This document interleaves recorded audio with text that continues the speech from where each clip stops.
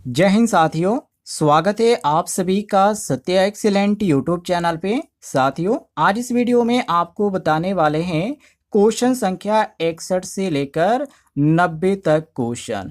और ये जो क्वेश्चन आपको देखने को मिल रहे हैं, ये जो एग्जाम आने वाला है आपका रेलवे एलपी का, उसके लिए मोस्ट इम्पोर्टेंट है। 10 नंबर के क्वेश्चन पूछे जाते हैं जो बेसिक इलेक्ट्रिसिटी से होता है। तो आपके सामने पहला प्रश्न है जिसमें पूछा जा रहा है कि शुद्ध धारिता वाले एसी परिपथ में धारा से 90 अंश आगे है, मतलब कि करंट से 90 अंश आगे लीड कर रहा है, तो कौन सी राशि रहती है। जैसे पहला ऑप्शन वोल्टेज दिया गया है, बी ऑप्शन धारा दिया गया है, सी ऑप्शन प्रतिरोध दिया गया है और डी ऑप्शन शक्ति दिया गया है। तो इसमें जो आपका सही होगा वो ऑप्शन आपका बी यहाँ पे सही हो जाएगा, करंट मतलब कि धारा। क्योंकि शुद्ध कैपेसिटिव परिपथ में जो धारा होता है वो वोल्टेज से 90 अंश आगे रहता है, मतलब कि लीड करता है। तो यहाँ पे आपका बी ऑप्शन सही होगा। और यहीं हम वोल्टेज की बात करें तो शुद्ध धारिता में एसी परिपथ में वोल्टेज जो होता है वो धारा से पीछे रहता है, मतलब कि लैग करता है। तो इसलिए वोल्टेज गलत होगा, धारा सही होगा।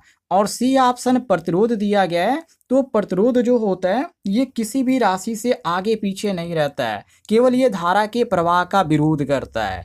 और डी ऑप्शन पावर दिया गया है, तो शुद्ध कैपेसिटिव परिपथ में औसत शक्ति जो होती है शून्य होती है, मतलब कि पावर का जो मान होता है शून्य होता है। तो इसका किसी से यहाँ पे संबंध नहीं होता है। हमारा प्रश्न के अनुसार केवल यहाँ पर बी ऑप्शन सही हो जाएगा। आगे देखते हैं। अगले प्रश्न में पूछा जा रहा है निम्नलिखित में से कौन सा कारक चालक के प्रतिरोध को प्रभावित नहीं करता है।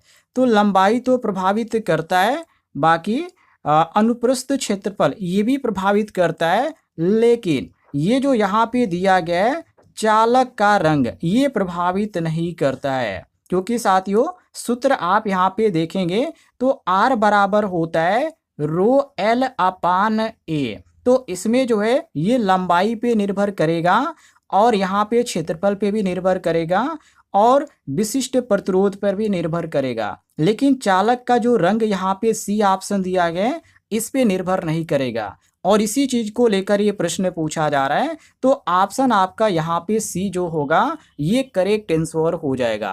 क्लियर है साथियों। आगे देखते हैं। अगले प्रश्न में पूछा जा रहा है कि निम्नलिखित में से किसे निष्क्रिय विद्युत अवयव कहा जाता है। जैसे ट्रांजिस्टर ए ऑप्शन दिया गया है, ट्रांजिस्टर तो गलत हो जाएगा पहला ही ऑप्शन, क्योंकि ट्रांजिस्टर जो है एक सक्रिय अवयव है। और एससीआर दिया गया है, तो एससीआर जो है अर्धचालक जो कि नियंत्रित स्विच है, तो ये भी आपका एक्टिव के अंतर्गत ही आएगा। और यहाँ पे डी ऑप्शन दिया गया है आईसी, तो ये जो आपका है आईसी ये भी गलत होगा, केवल आपका यहाँ पे सी ऑप्शन सही होगा, प्रतिरोधक।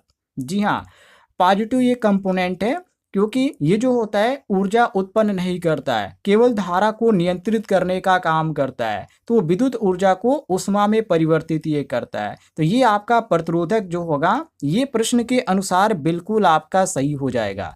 और इसी चीज को लेकर प्रश्न बन रहा है कि निम्नलिखित में से किसे निष्क्रिय विद्युत अवयव कहा जाता है। तो प्रतिरोधक को निष्क्रिय कहा जाता है, ट्रांजिस्टर को यहाँ पे साथियों सक्रिय बोला जाता है, एससीआर को भी सक्रिय बोला जाता है और आईसी भी सक्रिय के अंतर्गत आता है। हमारा प्रश्न के अनुसार केवल सी ऑप्शन सही होगा। जितने भी लोग वीडियो को देख रहे हैं मैं सबसे रिक्वेस्ट करूंगा आप लोग इस वीडियो पर एक लाइक जरूर कीजिएगा।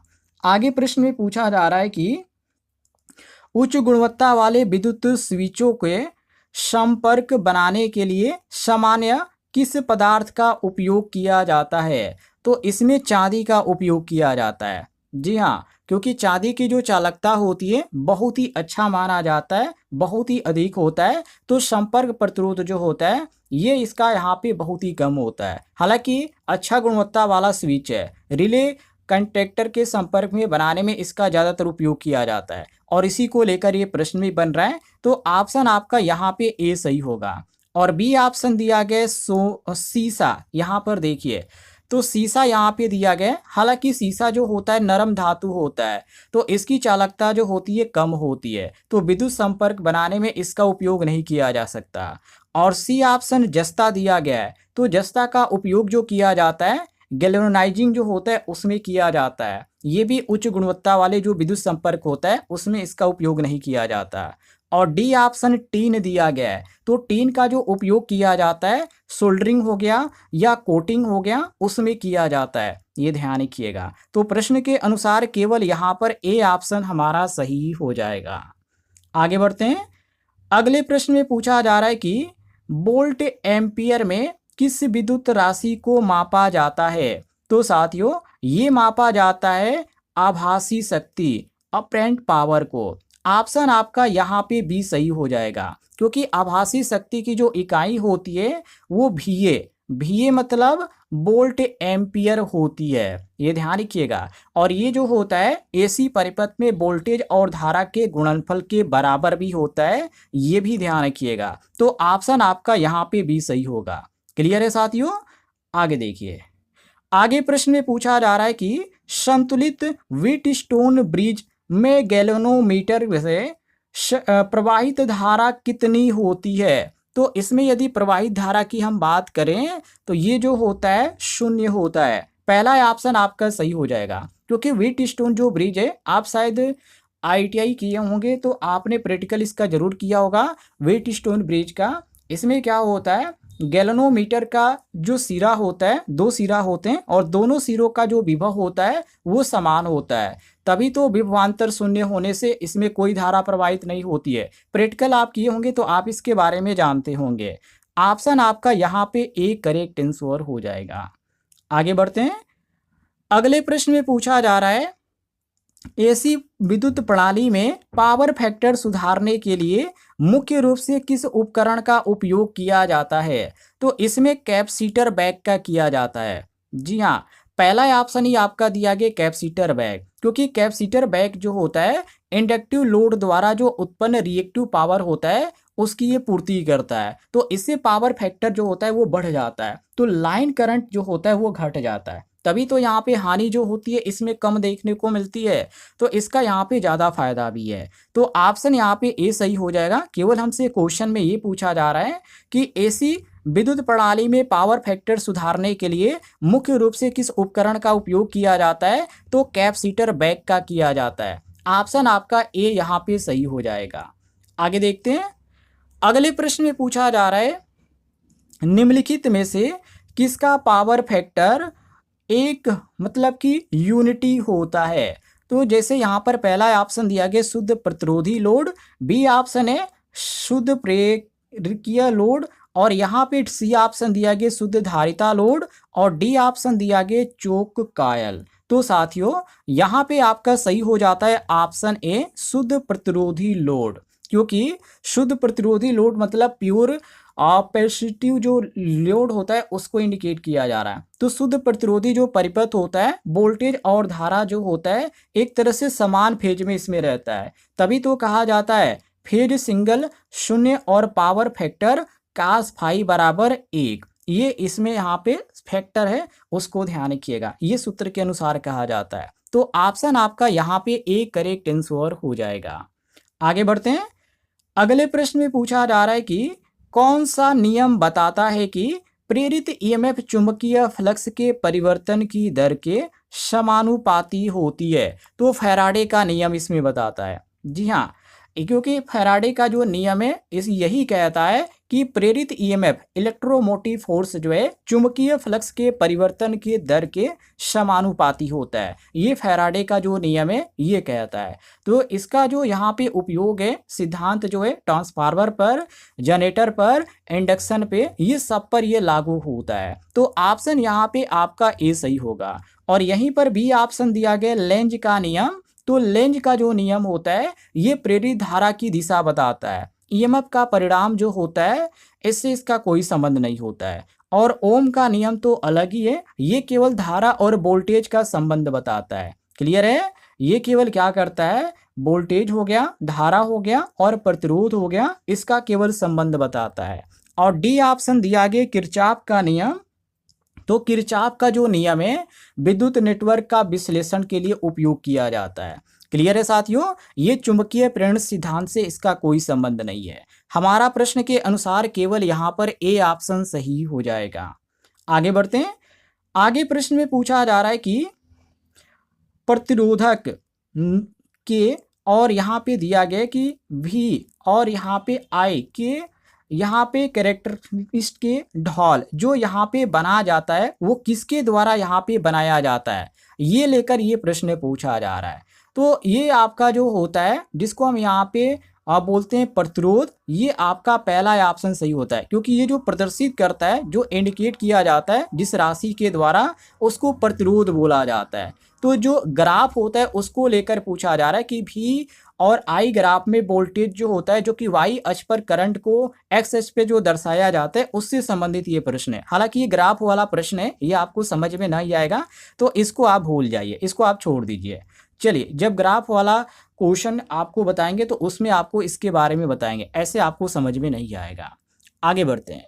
अगले प्रश्न में यहाँ पे पूछा जा रहा है विद्युत स्थापना में अर्थिंग का मुख्य उद्देश्य क्या है, मतलब कि अर्थिंग क्यों किया जाता है। तो विद्युत झटके से सुरक्षा के लिए, ऐसे आप कह सकते हैं। तो यहाँ पर भी ऑप्शन दिया भी गया है कि विद्युत झटके से सुरक्षा देना, ये इसका काम होता है अर्थिंग का। अर्थिंग जो होता है लीकेज करंट को एक तरह से सुरक्षित रूप से जमीन तक पहुंचाता है, और इससे जो उपकरण होते हैं, जो बॉडी होता है, जो बॉडी करंट आता है, वो भी यहाँ पे काफ़ी एक तरह से सुरक्षित माना जाता है। तो खतरनाक वोल्टेज जो होता है वो उत्पन्न नहीं होता है, और इसमें यहाँ पे सावधानियाँ भी होती है, कोई दुर्घटना भी नहीं होती है, तो ये काफ़ी सुरक्षित माना जाता है। तो विद्युत झटके से सुरक्षा देने के लिए हम क्या करते हैं, अर्थिंग करते हैं, और यही अर्थिंग का उद्देश्य पूछा जा रहा है। तो बी ऑप्शन जो यहाँ पे दिया गया है ये हमारा करेक्ट आंसर हो जाएगा। आगे बढ़ते हैं।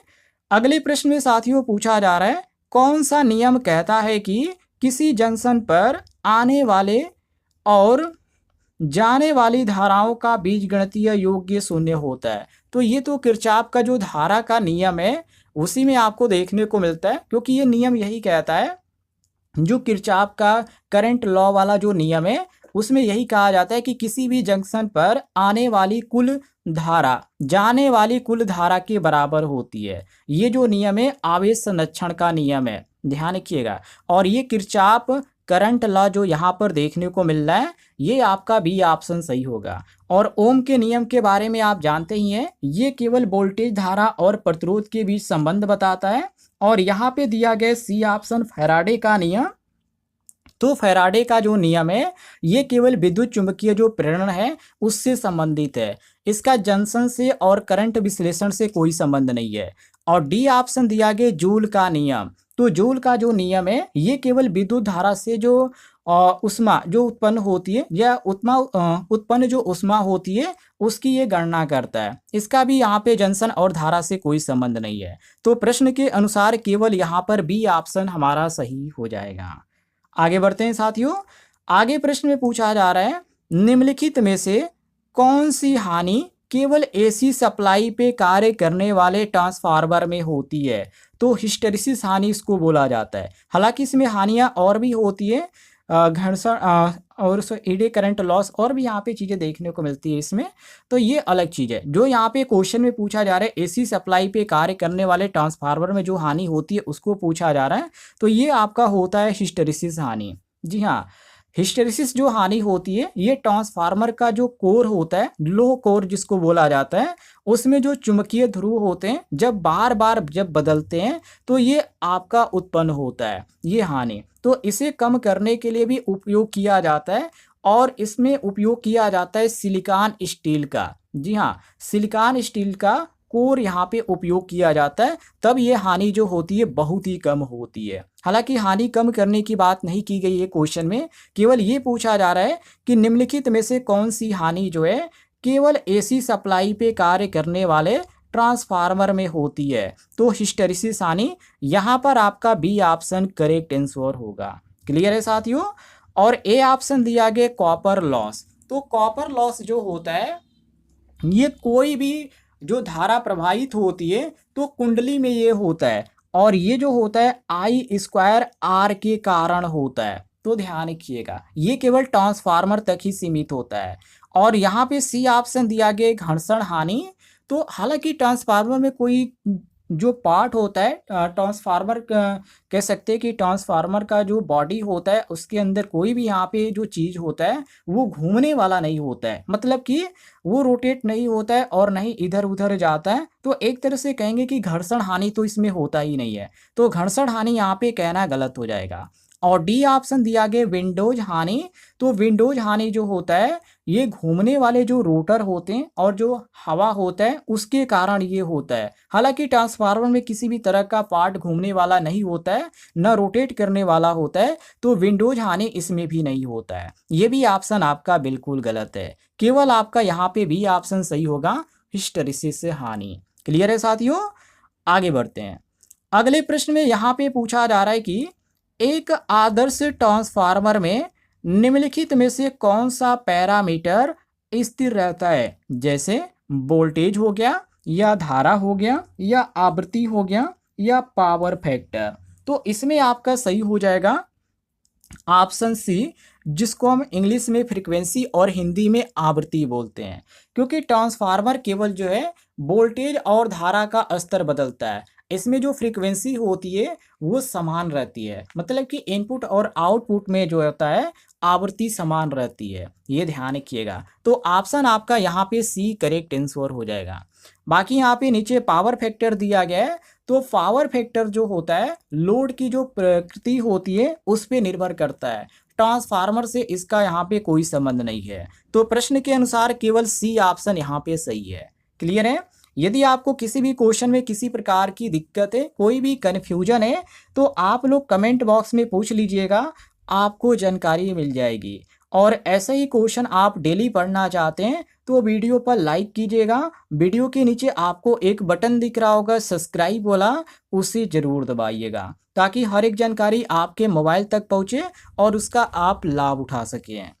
आगे देखिए प्रश्न संख्या 75 को, जिसमें पूछा जा रहा है कि पावर फैक्टर को सीधे मापने के लिए किस यंत्र का उपयोग किया जाता है।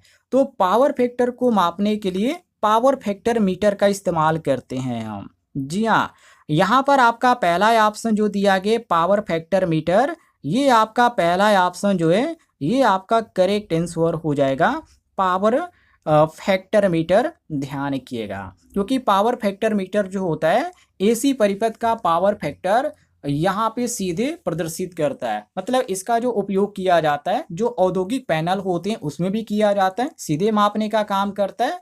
और जो विद्युत परीक्षण होता है और जो ऊर्जा दक्षता की जो निगरानी की जाती है उसमें भी इसका इस्तेमाल किया जाता है। तो पावर फैक्टर हमारा प्रश्न के अनुसार करेक्ट आंसर हो जाएगा। बाकी यहाँ पे और भी ऑप्शन दिया गया कंफ्यूज करने के लिए, जैसे यहाँ पे ऊर्जा मीटर दिया गया है। तो ऊर्जा मीटर जो होता है ये एनर्जी मीटर जो कि केवल विद्युत ऊर्जा को मापने का काम करता है, kWh में, किलोवाट आवर में। और गैल्वेनोमीटर यहाँ पे सी ऑप्शन दिया गया है, तो गैल्वेनोमीटर बहुत ही छोटी धारा का पता लगाता है, ये ध्यान रखिएगा। और डी ऑप्शन दिया गया पोटेंशियोमीटर।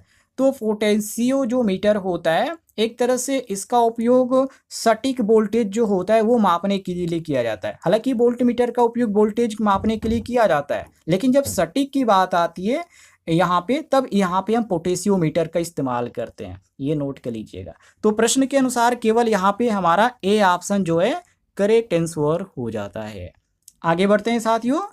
आगे प्रश्न में पूछा जा रहा है निम्नलिखित में से कौन सा उपकरण विद्युत चुंबकीय आकर्षण के सिद्धांत पे कार्य करता है, जैसे मूविंग आयरन यंत्र या पीएमएमसी यंत्र या इंडक्शन मोटर या ट्रांसफार्मर। तो यहाँ पे आपका पहला ऑप्शन सही होगा, मूविंग आयरन यंत्र। जी हाँ, मूविंग आयरन यंत्र जो है विद्युत चुंबकीय आकर्षण हो गया या प्रतिकर्षण हो गया उसके सिद्धांत पे ये काम करता है। और ये एसी और डीसी दोनों पे, मतलब कि एसी और डीसी दोनों में धारा और वोल्टेज मापने में उपयोग किया जाता है। ऐसा नहीं है कि केवल ये एसी पे काम करता है और न केवल डीसी पे करता है, ये दोनों पे काम करता है, ये ध्यान रखिएगा। तो ऑप्शन आपका यहाँ पे ए सही हो जाता है। आगे बढ़ते हैं। अगले प्रश्न में साथियों पूछा जा रहा है कि एसी परिपथ में आरएमएस वोल्टेज तथा आरएमएस धारा का गुणनफल किस राशि को दर्शाता है? तो ये साथियों दर्शाता है आभासी शक्ति को। जी हाँ, यहाँ पर आपका बी ऑप्शन दिया भी गया है, आभासी शक्ति। कहने का मतलब ये है, इसका जो सूत्र होता है एस बराबर होता है वी आई साइन थीटा, ये है सूत्र होता है एस बराबर वी आई साइन थीटा।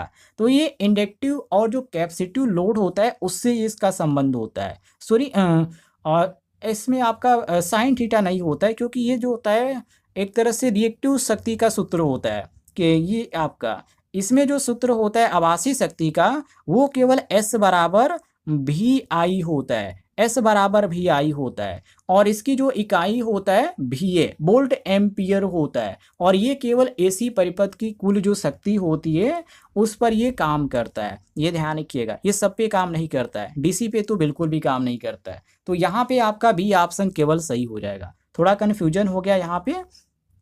आगे देखिए, अगले प्रश्न में पूछा जा रहा है कौन सा प्रतिरोधक तापमान बदलने पर अपना प्रतिरोध बदलता है? जैसे यहाँ पे थैरिस्टर दिया गया है, सॉरी यहाँ पे थर्मिस्टर दिया गया है, तो ये आपका पहला ऑप्शन सही हो जाएगा, क्योंकि साथियों थर्मिस्टर का जो प्रतिरोध है ये तापमान के अनुसार हमेशा बदलता रहता है। तो इसका उपयोग इसलिए तापमान मापने में, तापमान नियंत्रण में और इलेक्ट्रॉनिक जो सुरक्षा परिपथ होता है उसमें किया जाता है। नाम ध्यान रखिएगा थर्मिस्टर। ऑप्शन आपका यहाँ पे थर्मिस्टर जो दिया गया है ये आपका बिल्कुल करेक्ट आंसर हो जाता है। नेक्स्ट क्वेश्चन की ओर बढ़ते हैं। अगले क्वेश्चन में पूछा जा रहा है प्रेरकत्व इंडक्टेंस मापने के लिए मुख्य रूप से किस ब्रिज का उपयोग किया जाता है? जैसे मैक्सवेल ब्रिज, व्हीटस्टोन ब्रिज या केल्विन ब्रिज या केरी फोस्टर ब्रिज। तो इसमें इस्तेमाल किया जाता है मैक्सवेल ब्रिज का। पहला ऑप्शन आपका बिल्कुल सही हो जाएगा, क्योंकि मैक्सवेल ब्रिज जो होता है एक तरह से इंडक्टेंस और उसकी जो गुणवत्ता होती है उसको ज्ञात करने के लिए उपयोग किया जाता है। तो ये केवल काम आपका एसी पे करता है, डीसी पे नहीं करता है। तो मैक्सवेल ब्रिज यहाँ पे प्रश्न के अनुसार हमारा सही हो जाएगा। आगे देखिए, अगले प्रश्न में पूछा जा रहा है कि शुद्ध प्रेरकीय एसी परिपथ में वोल्टेज और धारा के बीच फेज अंतर कितना होता है? तो फेज अंतर होता है साथियों 90 अंश का। ध्यान रखिएगा कितना होता है, 90 अंश का फेज अंतर होता है, जो कि इसमें जो होता है आरएल और आरसी होता है। तो इस संयोजन में यहाँ पे जो होता है वो कितना होता है, ये आपका 90 अंश होता है। यहाँ पे आपका सही हो जाता है ऑप्शन सी करेक्ट आंसर, क्योंकि शुद्ध प्रेरकीय जो परिपथ होता है उसमें धारा वोल्टेज से कितना यहाँ पे पीछे होता है, 90 अंश पीछे होता है। तो ये आपका सही हो जाएगा ऑप्शन सी करेक्ट आंसर। आगे देखिए, अगले प्रश्न में पूछा जा रहा है कि निम्नलिखित में से चुंबकीय फ्लक्स घनत्व की सही एसआई इकाई कौन है? पहला ऑप्शन यहाँ पे दिया गया वेबर। हालांकि वेबर जो है चुंबकीय फ्लक्स की एसआई इकाई है। किसका है ये? चुंबकीय फ्लक्स की। और क्वेश्चन में पूछा जा रहा है चुंबकीय फ्लक्स घनत्व की। दोनों में अंतर है, एक चुंबकीय फ्लक्स है और एक चुंबकीय फ्लक्स घनत्व है, दोनों में अंतर है, ध्यान रखिएगा। तो ये वेबर जो है चुंबकीय फ्लक्स का है, और यहाँ पे टेस्ला दिया गया है, तो टेस्ला जो है चुंबकीय फ्लक्स घनत्व का है, एसआई इकाई। तभी तो एक टेस्ला बराबर होता है 1 वेबर प्रति मीटर स्क्वायर, ये ध्यान रखिएगा। तो हमारा यहाँ पे प्रश्न के अनुसार बी ऑप्शन सही हो जाएगा। और सी ऑप्शन हेनरी दिया गया है, तो हेनरी जो है प्रेरकत्व की एसआई इकाई है। और डी ऑप्शन गॉस दिया गया है, तो ये तो सीजीएस प्रणाली की एसआई इकाई है। क्लियर है साथियों? हमारा प्रश्न के अनुसार केवल यहाँ पे बी ऑप्शन सही हो जाता है। आगे बढ़ते हैं। अगले प्रश्न में पूछा जा रहा है कि फेज एंगल कंट्रोल द्वारा एसी शक्ति नियंत्रण के लिए सामान्यतः किस अर्धचालक उपकरण का उपयोग किया जाता है? तो अर्धचालक इसमें कौन सा है? यहाँ पे ट्रायक, जो कि ये अर्धचालक है, और ट्रायक जो होता है दोनों, मतलब कि आधे चक्रों का, पॉजिटिव और नेगेटिव का हाफ सर्किल जो है ये कार्य करता है। तो इसका उपयोग किस में किया जाता है? रेगुलेटर हो गया, और लाइट डिमर हो गया। एसी मोटर स्पीड जो होता है इसी से कंट्रोल किया जाता है, तो इसमें भी इसका इस्तेमाल किया जाता है। तो ऑप्शन आपका यहाँ पे सही हो जाता है, ए करेक्ट आंसर। बाकी यहाँ पर बी ऑप्शन जेनर डायोड दिया गया है, तो जेनर डायोड का उपयोग जो किया जाता है वोल्टेज रेगुलेशन में किया जाता है। और सी ऑप्शन बीजीटी दिया गया है, बीजीटी की बात किया जा रहा है, तो ये तो प्रवर्धन है, एम्पलीफिकेशन है और स्विचिंग, ये दोनों में यहाँ पे देखिए दोनों में ये इसका उपयोग किया जाता है बीजेटी का। और यहाँ पे दिया गया LED, LED light emitting diode, तो ये प्रकाश उत्पन्न करने वाला अर्धचालक उपकरण है, ये ध्यान रखिएगा। प्रश्न के अनुसार केवल यहाँ पे ए ऑप्शन हमारा सही हो जाएगा। आगे देखिए, अगले प्रश्न में पूछा जा रहा है कि अज्ञात धारिता मापने के लिए कौन सा ब्रिज सबसे उपयुक्त है। तो अज्ञात धारिता मापने के लिए सीरिंग ब्रिज का हम इस्तेमाल करते हैं। पहला ऑप्शन आपका सही हो जाएगा, क्योंकि सीरिंग ब्रिज का जो उपयोग होता है अज्ञात कैपेसिटेंस हो गया या कैपेसिटर हो गया या डाइलेक्ट्रिक लॉस हो गया, उसको मापने में इसका इस्तेमाल किया जाता है। तो पहला ऑप्शन आपका सही है। और मैक्सवेल ब्रिज के बारे में मैंने आपको बता ही दिया था, मैक्सवेल ब्रिज जो होता है इंडक्टेंस मापने में प्रयोग किया जाता है। और व्हीटस्टोन सेतु की बात करें तो इसका जो उपयोग किया जाता है केवल प्रतिरोध मापने में किया जाता है। तो ब्रिज व्हीटस्टोन ब्रिज जो है केवल प्रतिरोध मापने में इसका उपयोग किया जाता है। और केल्विन ब्रिज की बात करें साथियों, तो केल्विन ब्रिज जो होता है कम मान वाले जो प्रतिरोध होते हैं उनका सटीक मापन करने में होता है। तो प्रश्न के अनुसार केवल यहाँ पे ए ऑप्शन हमारा सही हो जाता है। आगे देखिए, अगले प्रश्न में पूछा जा रहा है एक्सेल प्रतीक किस विद्युत राशि को दर्शाता है। देखिए, आपने एक सूत्र पढ़ा होगा एक्सेल, एक्सेल बराबर 2πfl, 2πfl, ये सूत्र आपने जरूर यहाँ पे देखा होगा, जो कि ये ITI लेवल का क्वेश्चन है। ये पूछा जा रहा है कि एक्सेल प्रतीक किस विद्युत राशि को दर्शाता है, तो ये प्रेरकीय रेजिस्टेंस को रिएक्टेंस को दर्शाता है। यहाँ पे आपको जो देखने को मिलता है ऑप्शन बी, ये करेक्ट आंसर हो जाएगा, क्योंकि प्रेरकीय जो रिएक्टेंस का सूत्र होता है एक्सेल बराबर 2πfl होता है। तो आवृत्ति प्रेरकत्व बढ़ने पर इसका मान बढ़ जाता है और इसकी इकाई क्या होती है, ओम होती है। तो यहाँ पे आपका बी ऑप्शन जो है ये करेक्ट आंसर हो जाएगा। आगे देखिए, अगले प्रश्न में पूछा जा रहा है शुद्ध प्रतिरोधी एसी परिपथ में पावर फैक्टर कितना होता है। तो पावर फैक्टर जो होता है 1 होता है। कितना होता है, 1 होता है। ये भी क्वेश्चन काफी इजी है। शुद्ध प्रतिरोधी परिपथ में वोल्टेज और धारा जो होता है समान होता है, समान फेज में होता है, इसलिए कास थीटा जो शून्य होता है उसका मान होता है 1। कास शून्य आता है तो काश शून्य का मान 1 होता है। तो यहाँ पे वास्तविक जो शक्ति होती है उसको ये दर्शाने का काम करता है। और शून्य की बात करें तो ये तो पावर फैक्टर इसमें शून्य होता है, केवल शुद्ध प्रेरकीय या शुद्ध धारितीय जो परिपथ होता है उसमें देखने को मिलता है। 0.5 यहाँ पर भी ऑप्शन दिया गया, तो 0.5 का पावर फैक्टर कुछ विशेष जो मिश्रित RL और जो RC परिपथ होता है उसमें देखने को मिलता है, हालांकि बहुत ही कम ही कंडीशन होती है। और 0.707 यहाँ पे दिया गया है, तो ये तो इसका जो मान होता है कास 45 अंश के बराबर होता है। ये तो केवल जो 45 अंश का जो फेज अंतर होता है वहाँ पर ये परिपथ में संभव होता है। तो हमारा जो प्रश्न पूछा जा रहा है कि शुद्ध प्रतिरोधी एसी परिपथ में पावर फैक्टर कितना होता है, तो 1 होता है। यहाँ पे आपका सही हो जाता है सी ऑप्शन करेक्ट आंसर। आगे देखिए, ये क्वेश्चन थोड़ा सा यहाँ पे लंबा है। इसमें पूछा जा रहा है कौन सा सिद्धांत बताता है कि चुंबकीय क्षेत्र में रखे धारा वहन करने वाले चालक पर लगने वाला बल चुंबकीय फ्लक्स घनत्व तथा यहाँ पे धारा तथा चालक की लंबाई के समानुपाती होता है। तो ये जो यहाँ पे नियम होता है लॉरेंट्ज का जो बल का नियम है, ये उसको यहाँ पे बता रहा है। तो यहाँ पे आपका सही हो जाता है पहला ऑप्शन, बिल्कुल करेक्ट आंसर। जो सूत्र आपका होता है F बराबर BIL साइन थीटा ये उसी से संबंधित है। तो ये क्या होता है, ये जो सिद्धांत होता है डीसी मोटर में, लाउड स्पीकर में, विद्युत चुंबकीय एक्ट्यूएटर में ये काम करता है, ये हर जगह काम नहीं करता है। तो ऑप्शन आपका यहाँ पे ए सही हो जाएगा। क्लियर है साथियों? आगे देखते हैं।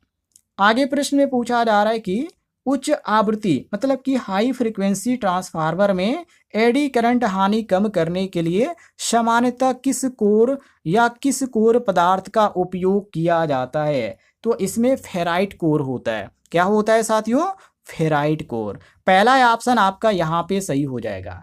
फेराइट की जो विद्युत प्रतिरोधकता होती है वो काफ़ी अधिक होती है और इससे क्या होता है कि जो एडी करंट लॉस होता है, जो हानि इसमें देखने को मिलती है वो बहुत ही कम देखने को मिलती है। तो इसका उपयोग की यदि हम बात कर लें कहाँ पर इसका उपयोग किया जाता है, तो ट्रांसफार्मर में किया जाता है, हाई फ्रिक्वेंसी वाले जो इलेक्ट्रॉनिक्स होते हैं उसमें किया जाता है और जो SMPS होता है, RF जो होता है उसमें भी किया जाता है। तो हमारा प्रश्न के अनुसार केवल यहाँ पे ए ऑप्शन सही हो जाएगा।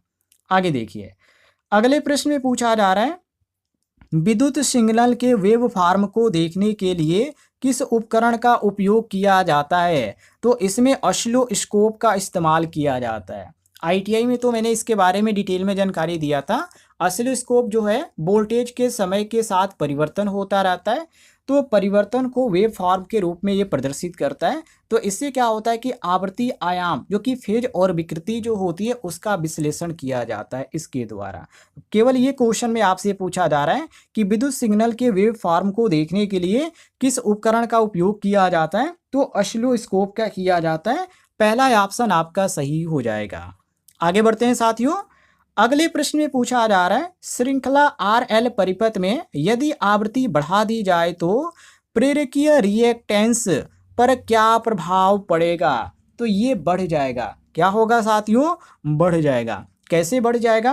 प्रेरकीय रिएक्टेंस का सूत्र क्या होता है? सूत्र होता है साथियों XL बराबर 2 पाई FL होता है। तो आवृत्ति मतलब F को बढ़ाने की बात किया जा रहा है, तो इसमें आवृत्ति आप बढ़ा देते हैं तो जो यहाँ पे XL है ये सीधे अनुपात में बढ़ेगा, तभी तो AC धारा का भी विरोध करेगा। तो हम यहाँ पे कहेंगे यहाँ पे जो हमारा सही होगा केवल ऑप्शन ए जो होगा ये करेक्ट आंसर हो जाएगा। क्लियर है? अब देखिए प्रश्न संख्या 90 को, जिसमें पूछा जा रहा है, यहाँ पे क्वेश्चन को ध्यान से पढ़िएगा, निम्नलिखित में से कौन सा उपकरण केवल AC सप्लाई पे कार्य करता है क्योंकि इसका सिद्धांत विद्युत चुंबकीय प्रेरण पर आधारित है? तो ये तो ट्रांसफार्मर आपका पहला ही ऑप्शन सही दिया गया, क्योंकि यहाँ पे पहला ऑप्शन आपका सही हो जाएगा क्योंकि ट्रांसफार्मर जो होता है फैराडे के विद्युत चुंबकीय प्रेरण का जो सिद्धांत है उसी पे काम करता है। तो इसमें जो जब बदलता है चुंबकीय फ्लक्स तो इसमें क्या होता है ये केवल AC सप्लाई पर ही होता है, तो ये केवल AC सप्लाई पे काम करता है, DC पे काम नहीं करता है। और DC मोटर की बात करें तो DC मोटर जो है DC पे काम करता है और बैटरी जो है रासायनिक ऊर्जा को DC विद्युत ऊर्जा में बदलती है। और रियोस्टेट दिया गया, जब आप ओम का नियम सत्यापन करेंगे तो इसको आपको देखने को मिलेगा रियोस्टेट को। तो ये जो होता है इसका उपयोग धारा नियंत्रण में केवल किया जाता है। जो जनरेटर अपने गांव में देखे होंगे उसमें भी यहाँ पे लगा होता है ये रियोस्टेट, यहाँ पे धारा को कंट्रोल करने के लिए, तो उसमें भी आपको रियोस्टेट देखने को मिलेगा। और ओम का नियम जब आप सत्यापन करेंगे तो वहाँ पर भी आपको देखने को मिलेगा। तो प्रश्न के अनुसार केवल यहाँ पे आपका ए ऑप्शन सही हो जाएगा। उम्मीद है साथियों आपको जानकारी पसंद आई होगी, तो वीडियो पर लाइक कीजिएगा, चैनल पे नए होंगे तो चैनल को सब्सक्राइब भी कर लीजिएगा।